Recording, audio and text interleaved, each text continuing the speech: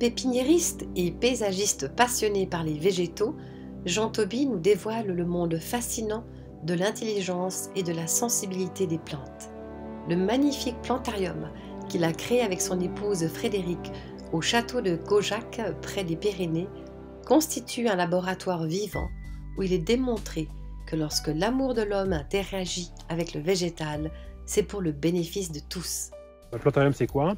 C'est que avant que les jardins botaniques soient définis d'un point de vue moderne comme les jardins botaniques et tout ce que l'on connaît des jardins botaniques, plantarium, c'était des lieux qui existaient dans les châteaux de manière générale, dans les abbayes, dans les monastères. Et c'était des lieux où les scientifiques de l'époque acclimataient des végétaux, notamment donc 16e, 17e, 18e, 19e, les grands siècles d'introduction végétale. Et on les plaçait ici comme dans les jardins comme ça, et on étudiait si oui ou non cette plante était intéressante pour la sylviculture, pour l'horticulture, pour la pharmacopée, en plante tinctoriale. Donc on les cultivait de façon harmonieuse pour savoir si elles pouvaient servir à quelque chose. Enfin, toujours oui à quelque chose bien sûr, mais dans quoi? Voilà. Et donc nous on a repris le mot plantarium parce que ça correspond bien à ce que l'on fait, c'est qu'on met les végétaux dans une forme de l'art des jardins. En fait ce qui est intéressant, c'est que l'art des jardins, c'est de l'art, mais en fait on s'aperçoit qu'à travers les siècles, c'est grâce à l'art des jardins que le côté scientifique et botanique a pu perdurer à travers les âges. Et ça c'est vraiment intéressant parce qu'on oublie souvent, et moi ça m'est arrivé aussi, d'oublier que l'art est une façon d'exercer la science. Et c'est ce qui permet de faire en sorte que la science puisse traverser les générations et les siècles. C'est grâce à l'art. Et Ernst Zürcher, avec qui on travaille, qui est suisse d'ailleurs, nous a fait un très joli mot d'introduction dans le bouquin, et qui dit qu'effectivement la musique des plantes, c'est une façon d'associer l'art à la science. Et effectivement, c'est tout à fait ça. Voilà. Donc on travaille, nous aussi, du côté en fait paysagiste, pépiniériste. Nous devenons musiniéristes, c'est-à-dire que nous cultivons les végétaux pour en extraire, pour en écouter les sons. Les plantes sont sonores. Et nous, dans nos oreilles d'humains, en fait, on ne capte pas ces ondes de matière qui sont de 10 puissance 23 Hz. Et pourtant, quand on transcode tout ce que l'on peut avec nos appareils, quand on entend tout, ici c'est une vraie symphonie, c'est magnifique. Les insectes captent ça, pas les sons, mais les vibrations par leurs antennes. Et c'est ce qui permet aux plantes de pouvoir diriger les insectes, mais tout ce qui est aussi mobile autour d'elle pour faire valoir la diversité. Donc c'est le règne végétal qui organise tout ce qui est mobile en fait. Et ça c'est une notion qu'on avait un peu oubliée.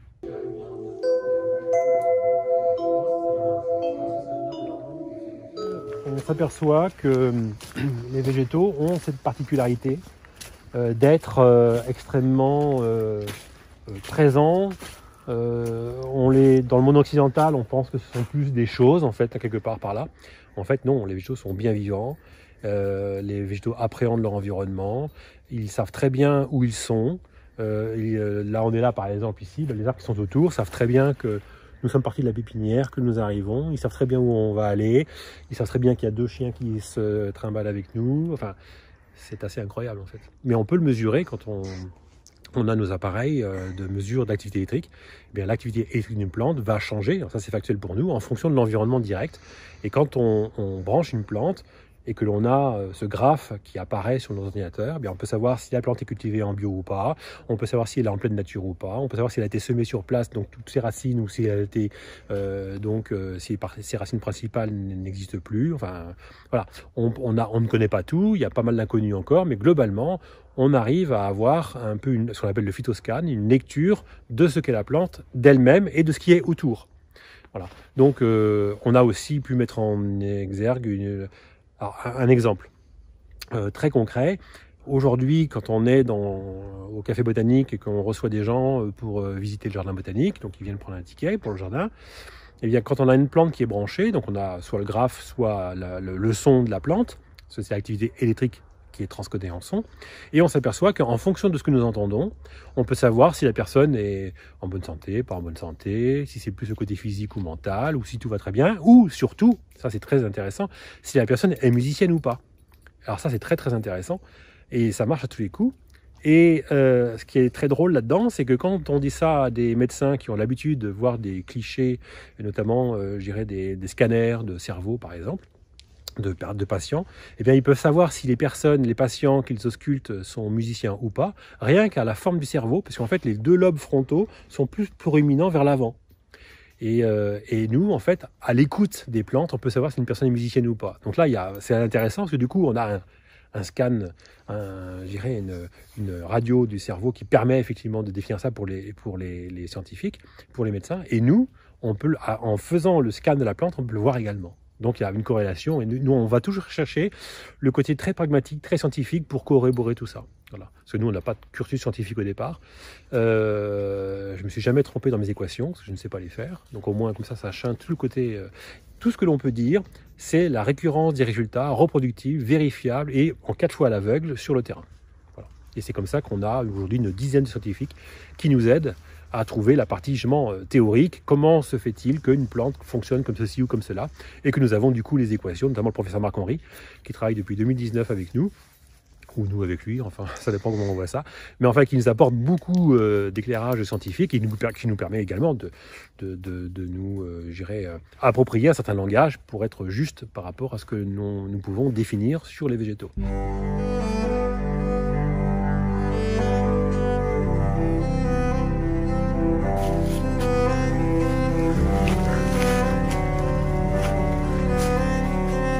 Alors là, on a par exemple, dans ces variétés anciennes, ce qui est assez rigolo, c'est que moi au départ, j'aimais pas trop ces variétés-là, pour de goût, en fait, il n'y a pas de raison spécifique.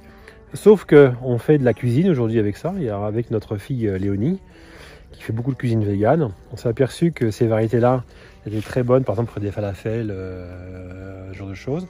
Les variétés d'automne sont plus pour les plats sucrés, enfin les desserts notamment. Et donc en fait, aujourd'hui, les camélias, qui est une plante qui sert beaucoup dans les cosmétiques, l'huile alimentaire en Asie, c'est la première huile produite au monde, c'est l'huile de camélia. Et en fait, ils sont comestibles pour la plupart d'entre eux. Et ce qu'on a pu découvrir, nous, c'est le côté comestible des fleurs. Et donc, on est en train aujourd'hui d'accommoder avec différents plats. Voilà, donc ça, c'est tout à fait nouveau. Mais on a février-mars, notamment, on fait des propositions de menus à titre associatif, mais pour la découverte du règne végétal, le côté culinaire des camélias, ce qui est...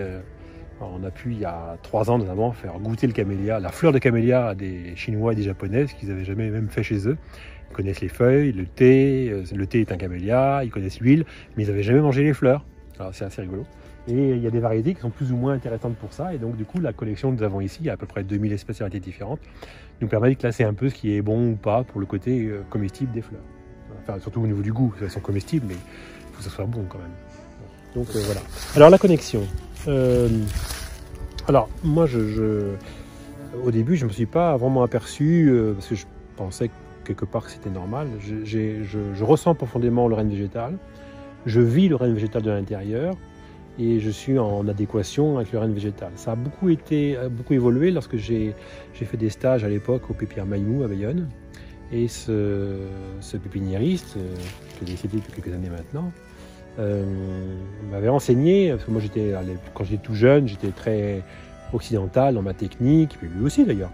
Mais j'avais mon cahier de multiplication, les dates, telle plante à tel jour, telle heure, de telle manière. Puis il m'avait dit, lui, mais tu sens là, oui, t'as raison, mais tu sens, tu vois là cette turgescence, tu sens cette feuille là, c'est trop tôt, faut attendre un peu. Et puis on revenait après le travail tous les jours, et puis à un moment on dit, tu vois là, voilà, et bien là c'est le moment, tu le sens.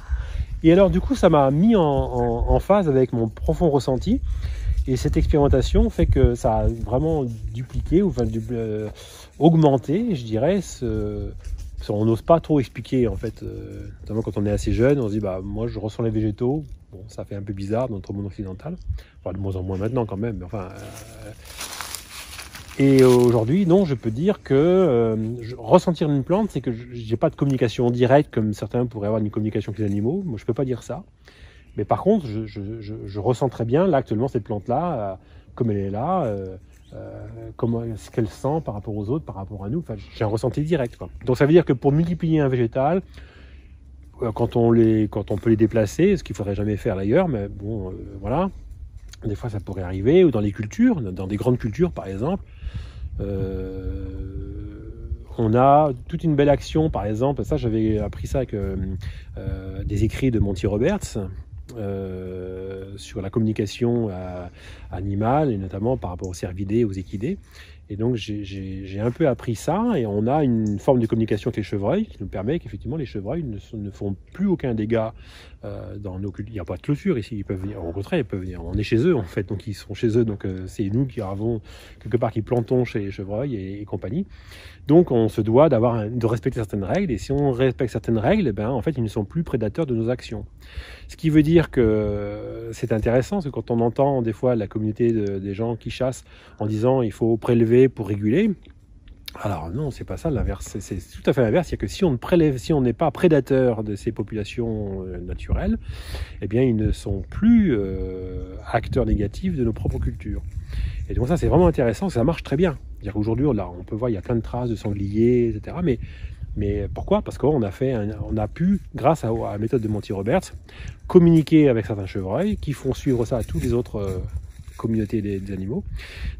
Et donc du coup on n'a plus ce côté négatif que l'on avait avant. Et donc et là même aujourd'hui, très tôt le matin, je peux les rencontrer, ils ne s'en vont pas, je les touche pas, hein, mais on est quand même très proches. Je peux même prendre le tracteur qui fait du bruit, ils savent très bien qui c'est, et ils ne bougent pas non plus. Donc ça c'est très très intéressant de voir que ça fonctionne très bien. Alors ça paraît bizarre au prime abord, mais non. Donc cette communication, je ne peux pas l'expliquer autre que c'est un ressenti, et donc je ressens très bien les végétaux par rapport à ce qu'ils sont, les uns par rapport aux autres, par rapport aux animaux, etc. Dans les années 85 où il a fait très froid par exemple, on était juste installé ici, on avait des végétaux, quand il commence à faire moins 12 ou moins 14, ici c'est exceptionnel et c'est vraiment, c'est pas, heureusement pas reproduit depuis, mais les plantes d'Afrique du Sud, les plantes du Mexique, c'est trop. Et donc, eh bien, je me levais la nuit et j'allais auprès de ces végétaux-là, et je ne sais pas comment vous dire, c'est le fait d'être présent fait que ces végétaux n'ont pas gelé ou ils sont repartis de souche, alors que mes collègues pépiniéristes autour ont perdu énormément de plantes. Nous, on n'en a perdu aucune. Et c'est juste une connexion avec la nature, en fait. Il n'y a rien d'autre que ça.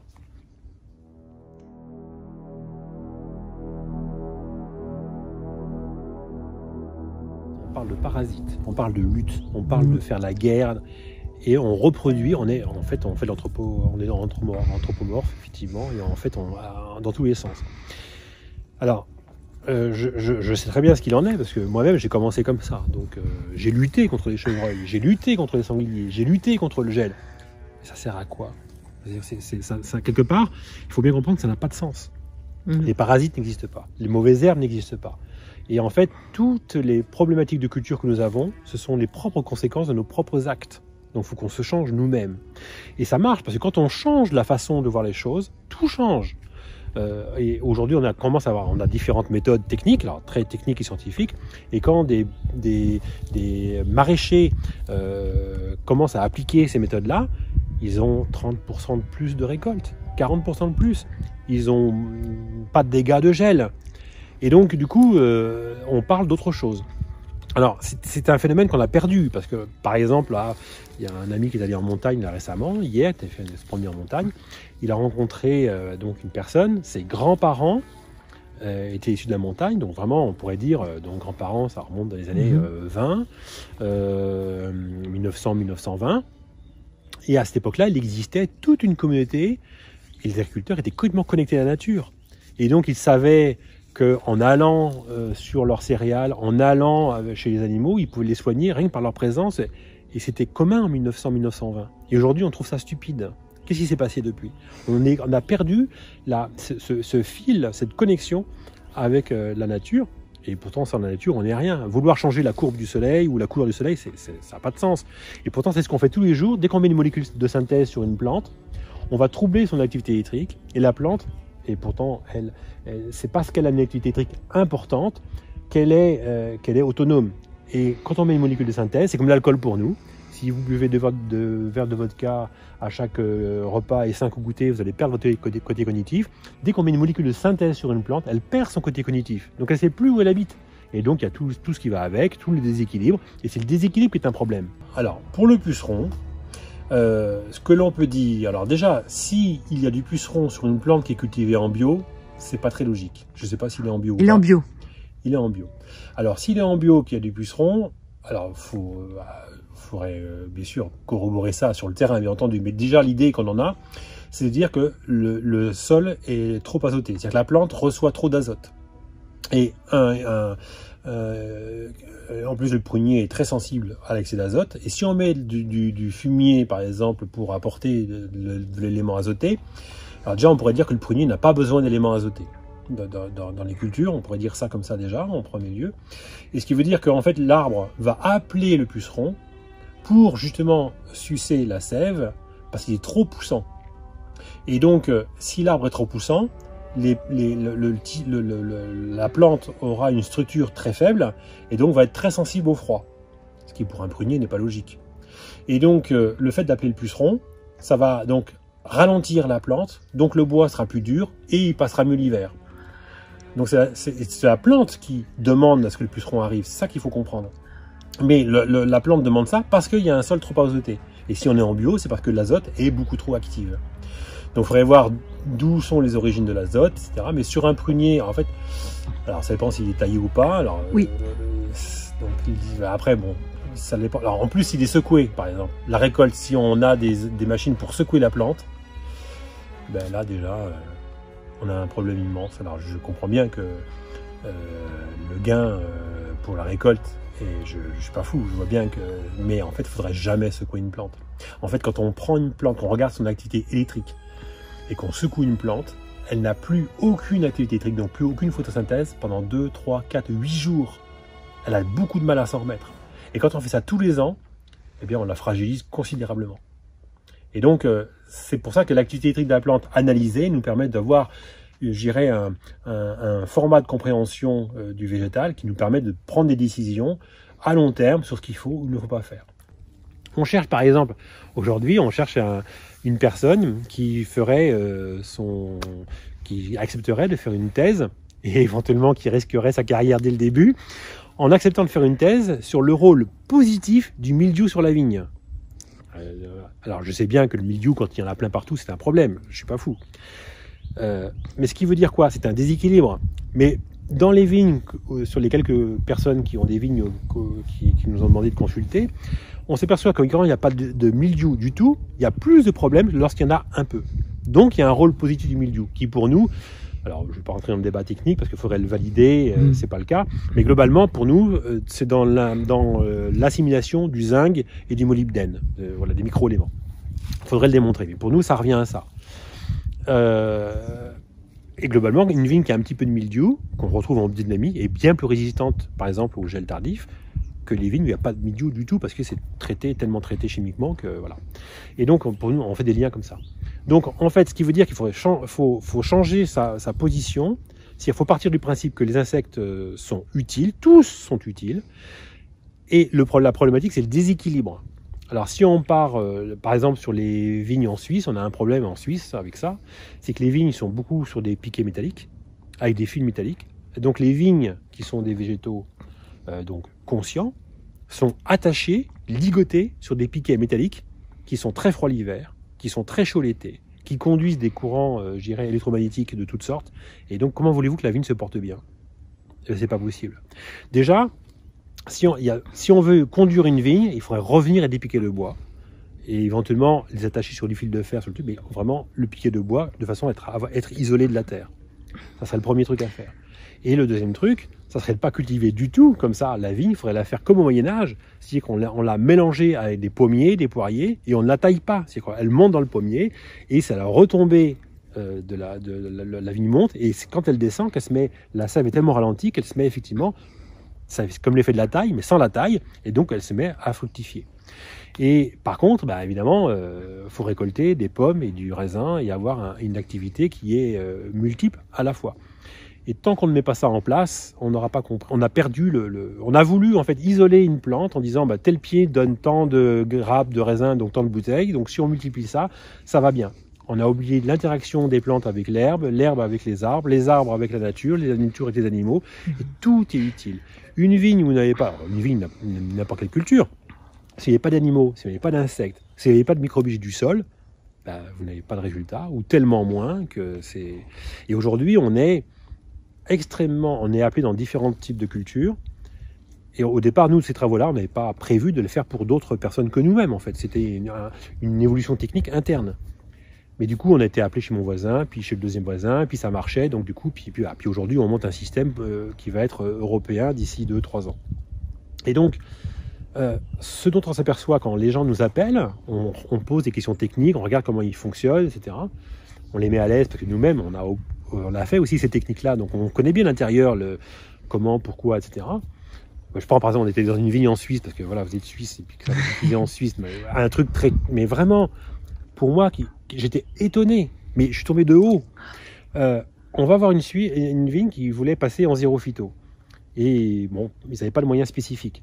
Et quand on regarde à la loupe comment la vigne a été taillée, eh bien, à la loupe, il faut voir à la loupe, bien sûr, mais la coupe et la manière dont la plante réagit à la manière dont la vigne est taillée, on peut dire deux choses. Première, c'est que le vigneron utilise des sécateurs qui ne sont jamais aiguisés, et deux, jamais désinfectés. Or, c'est le b.a.-ba de n'importe quelle taille depuis le Moyen-Âge, depuis, je dirais, le Contamine, donc on va dire 17e siècle. Et ça, c'est très important. Et donc, du coup, ils se disent, comment vous avez pu voir ça? Parce qu'effectivement, on a des sécateurs pneumatiques, donc c'est tellement costaud, on n'a pas besoin d'aiguiser. Je dis, oui, vous hachez au lieu de couper, et que les vaisseaux, quand on coupe, si je coupe ici par exemple, avec un sécateur bien aiguisé, en fait, les tissus seront tellement bien coupés qu'ils sont, je dirais, ils ne sont pas hachés, ils sont juste tout droits, comme un mur très lisse. Et donc, champignons, insectes, bactéries, virus ne peuvent pas rentrer. Et la plante cicatrise très vite. Si on hache, la plante elle part dans tous les sens et du coup le champignon rentre, les bactéries rentrent, etc. Donc le fait d'aiguiser et de désinfecter après chaque rang ou après chaque variété, nous on prend, si je taille, vous avez vu, on ne taille pas beaucoup, on taille, surtout la première partie on taille les plantes, après chaque plante on va désinfecter ces outils qui sont toujours bien aiguisés. Ça c'est le b.a.-ba du b.a.-ba. Et on retrouve aujourd'hui des vignes industrielles avec des marques qui ont pignon sur rue. Et on a complètement oublié la base de la base des cultures premières. Alors déjà, on passe pour des fois des demi-dieux pour dire des choses simples. Et ça, c'est assez inquiétant. Maintenant, il y a une prise de conscience nouvelle, et notamment avec la musique des plantes. Quand on branche une plante, qu'on voit l'activité électrique, et que très vite, si on applique certaines méthodes très simples, l'année d'après, on a une activité qui est bien meilleure. Là, du coup, ça enclenche, je dirais, les gens après deviennent autonomes. Et du coup, changent leur technique, font évoluer leur technique, en prenant en fait des techniques très anciennes et en prenant des techniques très modernes. Donc en fait, c'est pas tout jeter ce qui était fait autrefois, c'est pas tout prendre ce qui est fait aujourd'hui, c'est un mix des deux, parce que les deux ont raison à un certain niveau. Quand on fait des cultures depuis 14 siècles et qu'on pratique les mêmes types pour la désinfection et les outils de coupe, globalement, les cultivateurs ont mis 14 siècles pour mettre ça au point. En 14 siècles, on ne fait pas d'erreur. On ne reproduit pas pendant 14 siècles des erreurs. Or, aujourd'hui, on voit bien que des systèmes modernes, on essaie de les pérenniser et au bout de 50 ans, ça fait 50 ans, 60 ans qu'on est dans ce système très, très dit moderne, on voit que ça ne marche pas. Donc, on ne peut pas pérenniser ça. Donc, mais par contre, l'information à la place de la molécule, le côté du coup très pragmatique de désinfecter ces outils, voilà, ça c'est des choses, on prend des choses très connues de l'ancien temps et que l'on met aujourd'hui par les techniques modernes qu'on appelle aujourd'hui la phytoneurologie, eh bien on a un système qui est super performant et on voit que les cultures répondent très très bien à ça. Et on a, parce que quand on est appelé, des fois on a des gens qui perdent tous les ans 20, 30, 40, 60% de la culture chaque année. Et donc nous on revient et ils retrouvent 97% de leur potentiel. D'accord. Et on n'a pas boosté les plantes. On a juste, et d'ailleurs on a sur une vidéo d'un témoignage d'un horticulteur qui s'appelle Dominique Dayat à Isos dans les Landes, il dit, eh bien avec ce procédé-là, c'est comme si on redonnait à la plante son plein potentiel. C'est exactement ça. On ne force pas les plantes. La plante, si on lui donne son plein potentiel d'origine, toute sa puissance liée à sa biologie, sa botanique, eh bien elle vous fait... ça. Par exemple, sur les champs de carottes, normalement, on doit récolter 90 tonnes de carottes à l'hectare. Si on est à 25 tonnes, c'est qu'on a des problèmes liés à la culture. C'est soi-même. On inhibe complètement la faculté de la carotte à faire 90 tonnes. Et c'est pareil pour tout. Les fruitiers, quand on les suit bien comme il faut, globalement, on est à entre 30 et 60 tonnes à l'hectare. Si on est à moins de 30 tonnes à l'hectare, c'est qu'on a un problème. Et alors après, il y a des gens qui font de la chimie tellement forte qu'ils ont jusqu'à 120 tonnes hectare, mais du coup, c'est artificiel. Ils vont faire ça pendant 10 ans, puis après, tout va s'écrouler. Donc, c'est une méthode pérenne. Ça veut dire qu'une arboriculture, si on parle de pommier, par exemple, ou sur une vigne, normalement, une vigne, on doit replanter une vigne, si on la replante. Donc vous voyez un peu dans quel cadre mais normalement une vigne c'est 150 ans. Aujourd'hui, au bout de 30-40 ans, on la change. Les fruitiers, ça va jusqu'à 15 ans. Tous les 15 ans, on change. Donc c'est jamais rentable finalement. Et alors que les anciens arboretums, enfin fruitiers, l'arboriculture normande, bien connue pour ses arbres distanciés, etc., c'est 150 ans. C'est l'âge de vie quasiment maximum pour un pommier. Donc toutes les cultures ancestrales sont dans une vérité. Et en plus, en dessous, il y avait de l'élevage, c'est de la permaculture. Rien ne doit jamais être isolé, tout est un ensemble, toujours. Et donc là, on a la plante, comment elle est répertoriée, sa famille, son type de biotope, primaire, secondaire, le côté médical s'il y en a un, bien entendu, et puis le côté, alors ça dépend des plantes bien sûr, les caractères indicateurs. Alors, si la plante, elle indique qu'elle est dans un pH pour acidifier ou pour basifier un sol, c'est indiqué ici. Donc ça veut dire que quand on voit le type d'une plante, enfin une plante sur un sol, on peut savoir pourquoi elle est là. Ça c'est très intéressant, ça veut dire qu'il n'y a pas de hasard dans la nature. Quand les végétaux viennent quelque part, c'est un rôle bien précis d'un végétal pour amener le sol à faire une forêt.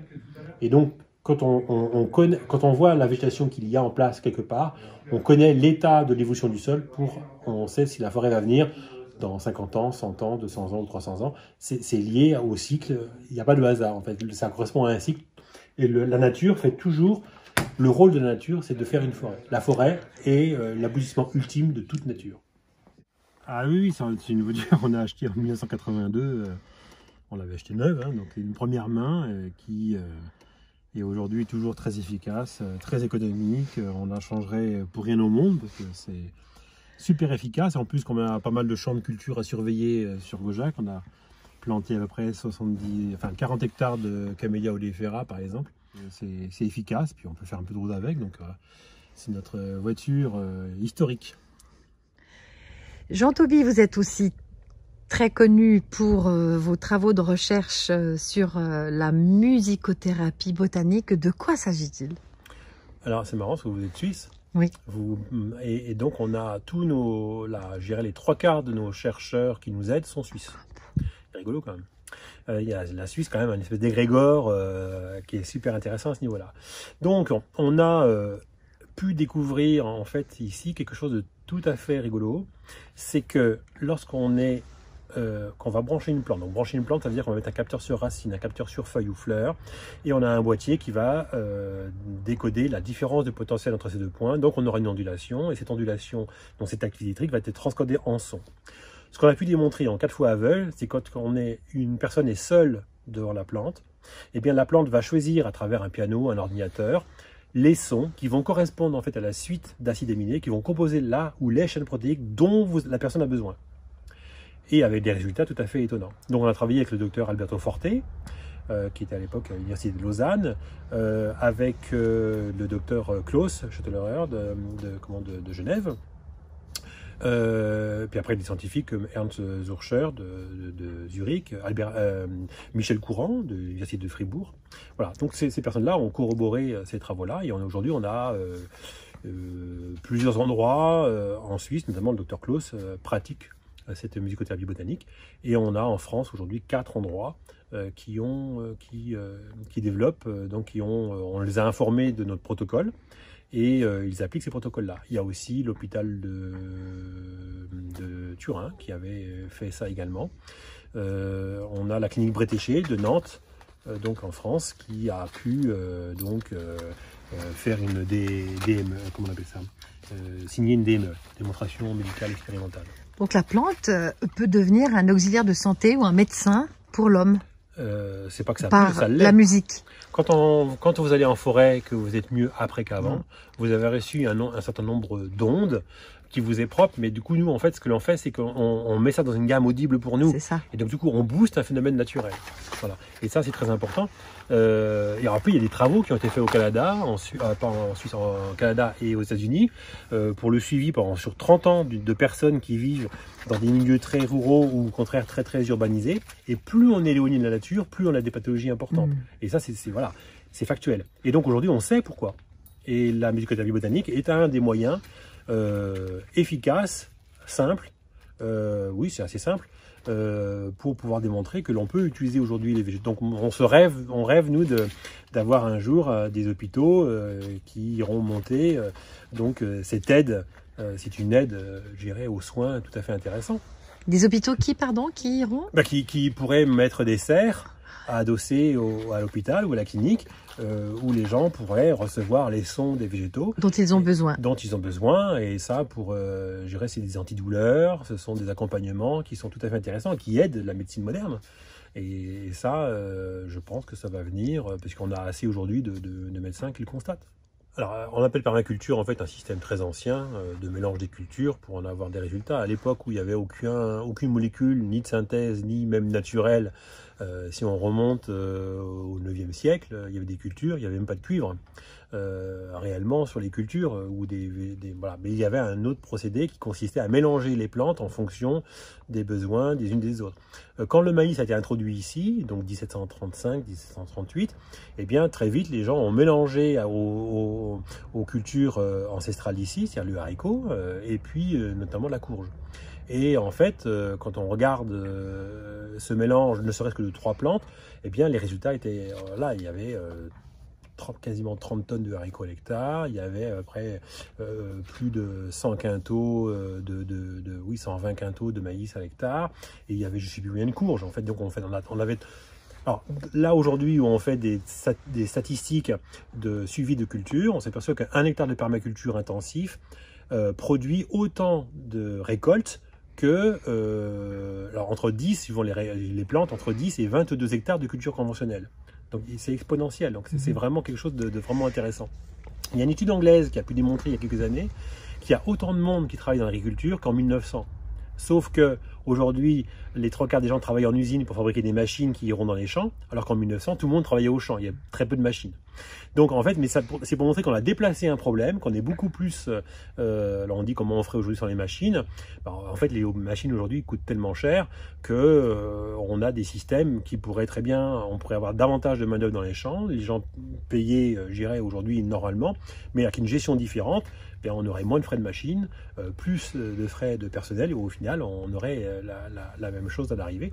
Donc, on a une autre façon de faire qui serait intéressante. Donc, ce qui veut dire que, à une étude qui a été faite en Biélorussie, par exemple, dans les années 80, quand dans la sylviculture, quand on cultive des chênes seuls, ils font, au bout de 30 ans, 100% de leur croissance. On fait pareil les tilleuls, et globalement, ils ont à peu près la même taille. Si on les mélange, rien que 2 espèces, le tilleul fait 133% de croissance et le chêne fait 123%. Ce qui fait avec 2 plantes. Mais si on fait ça avec 10, 20, 30 plantes, du coup, c'est exponentiel, c'est beaucoup plus que ça. Donc en fait, les végétaux fonctionnent toujours avec des compléments les uns par rapport aux autres. Ce qu'il faut trouver, c'est que par rapport à un climat, par rapport à des marchés aussi, parce qu'aujourd'hui on est dans un marché évidemment, mais ce qui veut dire qu'on a un moyen aujourd'hui d'assembler les végétaux de façon à ce qu'ils puissent être performants et autonomes. C'est ça qu'il faut retenir de la permaculture aujourd'hui. Globalement, on a assez d'éléments pour dire que, par exemple, on pourrait très bien faire un nouveau pôle expérimental qui serait on pourrait appeler ça de l'archéologie botanique, par exemple. Ce qui voudrait dire qu'on pourrait écouter les sons enregistrés dans les arbres très vieux, des arbres qui ont 800 ans ou 1000 ans, on pourrait réécouter tout ce qu'ils ont pu... En fait, on dit qu'un arbre enregistre tout ce qui est... pourrait enregistrer tout ce qui est autour de lui. Donc, il suffirait, entre guillemets, comme c'est un récepteur, il faut avoir le décodeur. Hein, c'est comme si vous avez un disque vinyle, si vous l'avez comme ça, vous n'entendez rien. Il faut une machine pour interpréter le sillon des disques vinyles ou des CD, etc. Même chose pour les arbres. Le jour où on a le décodage de la manière dont ils ont pu engendrer tous ces sons, on pourra faire une archéologie sonore de tout ce qui s'est passé de là, il a 1000 ans, depuis 1000 ans. Imaginez un peu tout ce qu'on pourrait découvrir. Et vous travaillez là-dessus? Alors en partie, parce qu'en fait, aujourd'hui, on sait que théoriquement, on pourrait arriver, on a assez de techniques pour dire que oui, c'est possible. Après, il nous faudrait des financements, puis après, moi je ne suis pas assez spécialisé, il faudrait quelqu'un en physique quantique, il faudrait quelqu'un vraiment en botanique pure, etc., pour corroborer cette équipe-là. Mais, par exemple, avec les travaux de Ernst Zürcher, par exemple, lui, il a pu déterminer que, par exemple, en faisant des micro-mesures avec son équipe, ils ont pu déterminer que un chêne le bourgeon d'un chêne va changer de forme en fonction du cycle de la planète Mars. Ce qui veut dire qu'il n'y a pas que la Lune qui influence, il y a tout le cosmos. Un merisier sera beaucoup plus sensible au cycle de Vénus. Alors ça, c'est super intéressant, parce que ça veut dire que on a cette particularité, montre que les végétaux interagissent, enfin, ont une, comment dire, par exemple au niveau météo. Voilà, par exemple, où je voulais en venir, eh bien, en analysant ces micro-mesures, on pourrait prédire l'hiver qui va venir, et donc avec toutes les conséquences techniques qui pourraient en découler. Par exemple, aujourd'hui, là, nous sommes janvier 2022. On pourrait, donc, d'après ce qu'on a retenu de nos analyses que l'on fait depuis 2012 sur la manière dont les plantes font des graines, eh bien, donc je vous passe les détails, mais nos conclusions, alors on peut se tromper parce que c'est pas encore assez précis, mais on pourrait dire que avril-mai 2022 vont être beaucoup plus froids que la moyenne. Et donc vous prenez des dispositions pour vous préparer. J'ai dit à mes voisins déjà que le maïs, il faudrait qu'ils prévoient des variétés plutôt pour semer début juin, ce qui est très tard. Parce que s'ils sèment au mois de mai ou au fin avril, ou même des fois à fin mars, comme ça peut exister ici, ben, les plantes vont se faire prendre par la gelée, donc ils vont recommencer les semis, c'est pas très intéressant. Aujourd'hui, depuis 2012, on s'aperçoit qu'il y a quand même, ça fonctionne, c'est pas encore parfait, il faudrait là aussi des études, il faudrait aussi que des équipes s'y mettent pour corroborer, refaire nos analyses, rien qu'à comment les plantes peuvent grainer, et suivant l'origine de la plante, eh bien, suivant la mise à graines, qui est en fait un réflexe normal de la plante par rapport à la position des planètes. Et puis on sait que la position des planètes lointaines, c'est ce qui fait aussi 50% du type d'hiver qu'on va avoir, et 50% c'est les effets microclimatiques que l'on peut avoir sur Terre. Donc on a une capacité à dire que normalement, ça devrait être plus froid. Bon, si jamais on a un volcan qui quelque part voilà, ça peut changer, mais globalement, cette année, ça devrait être comme ça. Alors on verra si on a raison, mais c'est bien de le dire avant, comme ça au moins. Après, c'est toujours facile de dire j'avais raison. Non, là, on ose dire que ça devrait. Nous, on s'organise comme ça. Donc peut-être qu'on s'organise pour rien, mais on sera jusqu'en 2012 et qui a été très froid. Et pour nous ici, en termes de gelée tardive, on était bien contents d'avoir pris nos dispositions.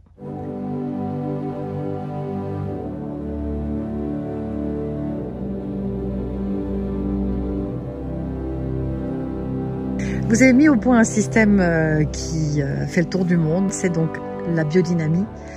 Pouvez-vous nous expliquer en quoi consiste ce système? Alors, nous on n'a pas mis en place la biodynamie. Là, il y a donc Steiner et compagnie qui ont fait ça, ou Chouin et compagnie avant nous. Non, nous on a mis en place avec des collègues une méthode qu'on appelle la biodynamisation botanique de Gaujac. Donc en fait, on a pris un appareil. Donc on a des amis qui s'appellent Olivier et Cathy Bouche qui développent des osmoseurs domestiques de la marque Nataris, et donc on a pris le cœur de la machine et on l'a fait modifier en fonction de nos travaux avec la musique des plantes. Donc on obtient une machine qui est hybride. Alors cette machine elle existait déjà, c'est des évolutions scientifiques de Bignan Violet des années 60-70, et donc nous on y a intégré donc le son des végétaux dans cette machine. Alors comment ça marche? Le système Bignan-Violet, c'est dire quoi? C'est dire que quand on fait passer un courant électrique faible à travers des tiges de métal pur, eh bien l'information du métal reste dans l'eau. Donc on va mettre une information de carbone, qui est un dynamisant de tout ce qui est vivant sur Terre. On va mettre, quand on cultive, une information de cuivre, parce que quand on cultive, la problématique des déséquilibres avec les champignons, c'est le premier problème qu'on arrive. Et on va avoir une diélectrique en plus, parce qu'on va brancher l'appareil sur du courant, une prise de courant, donc on va prendre par la Terre les 50 Hz du cosmos, comme une pluie d'orage. Et puis on va y mettre, et c'est là qu'on appelle biodynamie botanique de Gaujac, on va y mettre une musique de plantes dédiée à la culture. Ça, c'est nos travaux propres. Donc, c'est pour ça que c'est un appareil un peu hybride. Donc, alors ça, c'est très intéressant parce que du coup, ça permet à la personne d'être en zéro phyto tout de suite. Donc, des gens qui...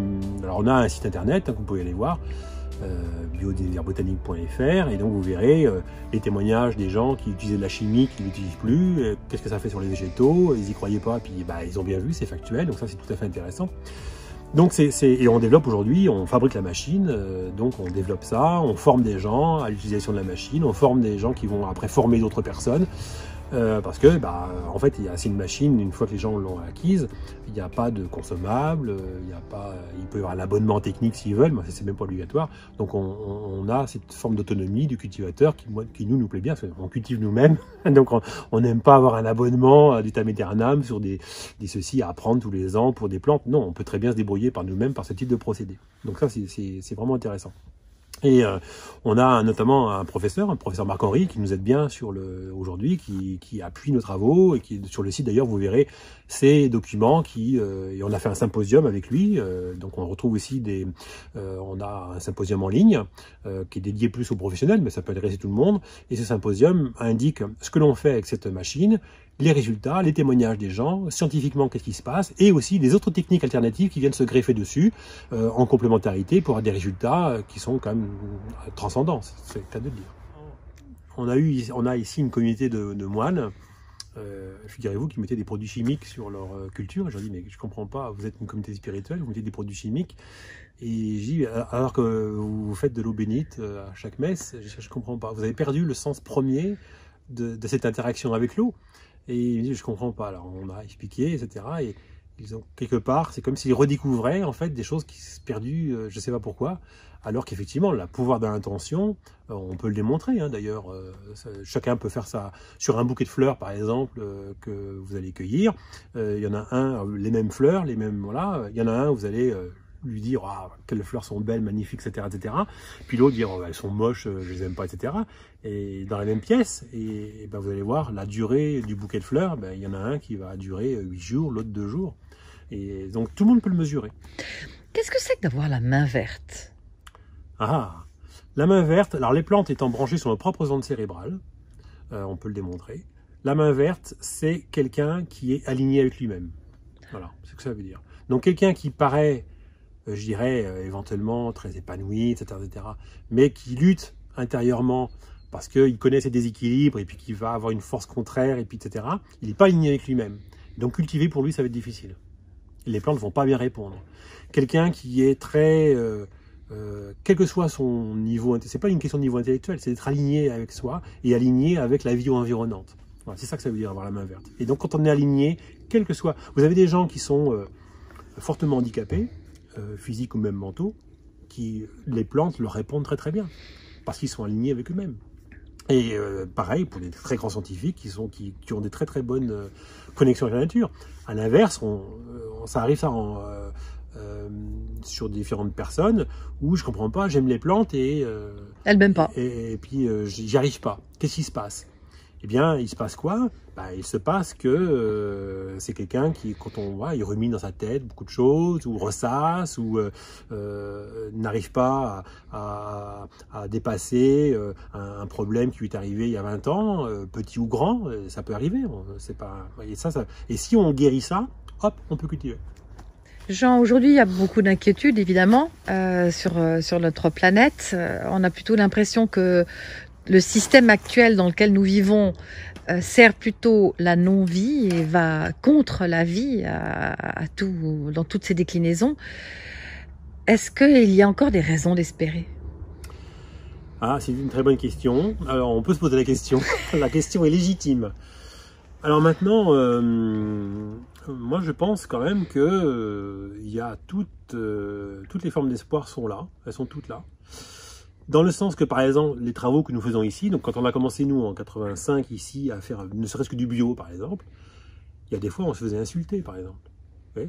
Alors, le cheminement, aujourd'hui, quelqu'un cultive en bio, quelqu'un achète des produits bio ou pas, mais il ne va pas dire quel imbécile de cultiver en bio. Dans les années 80, c'était possible.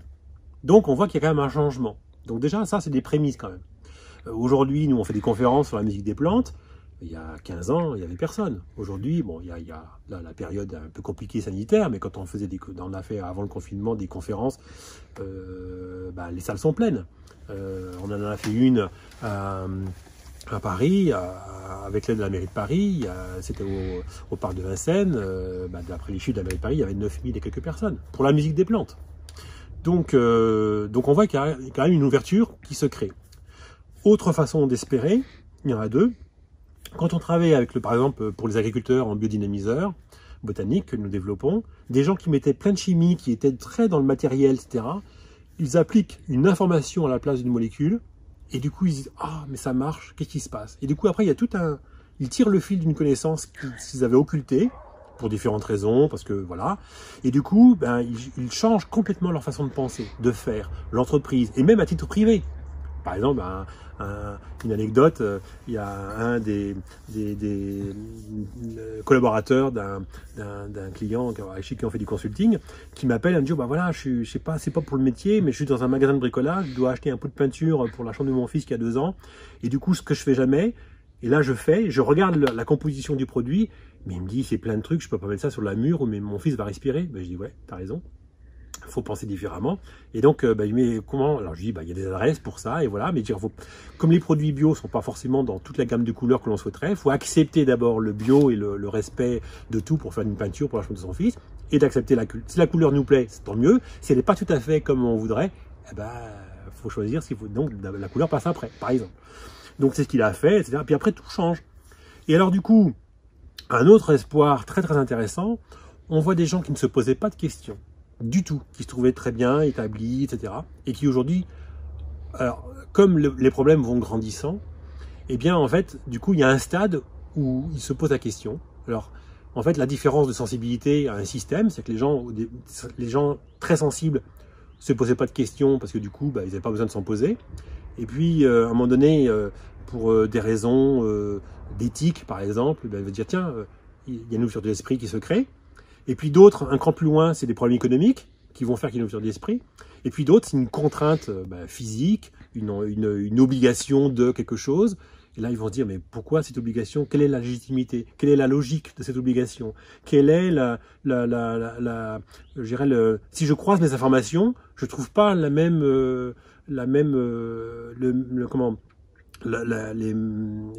information de base pour dire qu'on pourrait faire différemment. Pourquoi il y a cette différence, cette dichotomie? Et donc, on est dans ce déséquilibre. On a effectivement des obligations qui peuvent être juste économiques, d'organisation, ou des décisions gouvernementales, etc., qui sont complètement à milieu de la nécessité profonde du moment. Et du coup, ça fait agir des gens qui, avant, n'agissaient pas ou ne réagissaient pas. Alors ça, c'est très positif. Et moi, je pense que, comme tout changement, quand vous ouvrez une porte sur l'avenir, ou soit une ancienne porte qui n'a jamais été ouverte depuis très longtemps, ou lequel il y a un trésor derrière, ou une nouvelle porte, bon, ça peut grincer, ça peut être très lourd, enfin oui, c'est un peu ça. Mais derrière, donc tous les passages intergénérationnels, ou tous les passages entre deux mondes différents. Regardez toutes les civilisations qui, à un moment donné, fin de civilisation, début d'une autre, tout ce qui s'est passé dans l'histoire qu'on peut mettre en... On voit que c'était compliqué, ça s'est mis en place, ça a duré des fois un siècle. Bon, maintenant, ça va peut-être mettre 10 ans ou 15 ans, mais on est en train de passer dans le monde d'après, et le monde d'après, il est déjà commencé. Hein. À quoi est-ce qu'il ressemble, le monde d'après? Ah, le monde d'après, il est extraordinaire. Il est absolument magnifique. Ça veut dire que les gens ont accès à une conscience globale, donc ils s'intègrent dans une conscience globale, donc ils ne sont plus par définition égoïstes, mais ce qui n'empêche pas de travailler pour soi, pour sa famille, etc., mais dans un cadre global. Donc ça veut dire que, effectivement, sa liberté s'arrête là où commence celle des autres, tout simplement. Et donc du coup, et puis il y a aussi une espèce d'émulation, c'est-à-dire qu'on découvre l'intérêt de travailler avec d'autres, là où avant on aurait voulu être plutôt briller par soi-même, pour soi-même. Là on dit bien, c'est celui-là, il pense bien, c'est intéressant. S'il n'a pas conscience de ce que l'on fait, on va l'inviter à venir. Ça t'intéresserait pas? Ça, il dit ouais, si, ça m'intéresse.